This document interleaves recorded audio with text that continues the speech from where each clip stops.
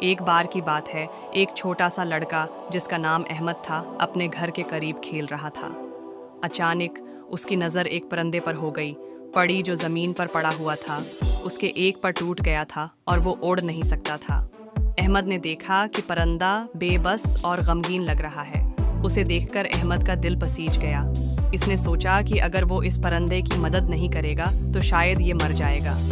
احمد نے نرمی سے پرندے کو اٹھایا اور اسے اپنے گھر لے آیا۔ اس کی ماں نے اسے دیکھ کر حیران ہو کر پوچھا، احمد یہ کیا ہے؟ احمد نے اپنی ماں کو سارا واقعہ سنایا۔ اس کی ماں نے مسکرا کر کہا، بہت اچھا کام کیا ہے بیٹا۔ اسلام ہمیں مخلوق خدا کی خدمت کرنے کا حکم دیتا ہے۔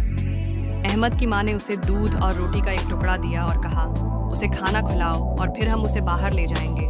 احمد نے خوشی سے پرندے کو کھانا کھلایا۔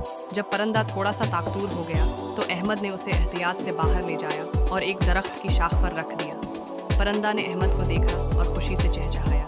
اس نے اپنے پنکھ پھڑپھڑائے اور آہستہ آہستہ اڑنے لگا۔ احمد نے مسکرا کر دعا کی کہ پرندہ خوش رہے۔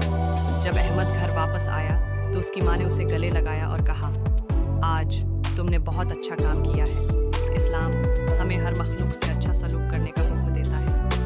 احمد نے اپنی ماں کی بات کو یاد رکھا اور اس کے بعد سے ہمیشہ جانوروں اور پرندوں سے اچھا سلوک کیا۔ اس نے سیکھا کہ ہر مخلوق خدا کی مخلوق ہے اور ہمیں ان کی خدمت کرنی چاہیے۔ اخلاقی سبق: اسلام ہمیں ہر مخلوق کے ساتھ اچھا سلوک کرنے کی تعلیم دیتا ہے۔ مخلوق سے اچھا سلوک کرنے کا حکم دیتا ہے۔ ہمیں جانوروں اور پرندوں کی خدمت کرنی چاہیے اور انہیں تکلیف پہنچانے سے بچنا چاہیے۔ ہمدردی اور رحم دلی انسانی کردار کا اہم حصہ ہے۔